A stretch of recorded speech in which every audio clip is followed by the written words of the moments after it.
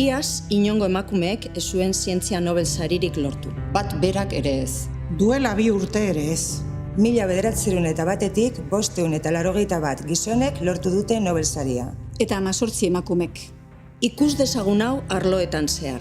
Fizikan 205 gizon sarituak. Eta 2 emakume. Medikuntzan 202 gizonek lortu dute saria. Eta 12 emakumek. Kimikan 174 gizon Eta 4 emakume. Eta ona galdera. Zergatik? Historian aurki daitezke erantzunak. Diotenez, emakumeok ez gara oraindik Nobel sarien hautagai izateko behar den mailara iritsi. baliteke hori egia izatea. Baina orduan zergaitik ez zitzaion Nobel Alice Meinerri eman? Eta zergatik ez zientziun buri? Zergatik baztertu zuten Esther Lederberg? Eta zer dela eta ahaztu zuten Dottie Thomas Nobel sarietan. Bada arrazoi bat. Diskriminazioa.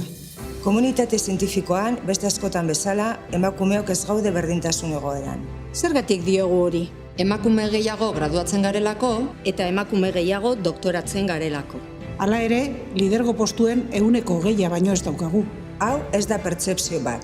Evidentzia bat da. Emakumeek zientzian pairatzen duten diskriminazioa datuetan oinarritzen da. Ekintzetan, gertaeretan. ez da iritzi bat. Eta egoera hau onartezina da. Aldatu beharra dago. Aldatu egin behar dugu. Egin dezagun.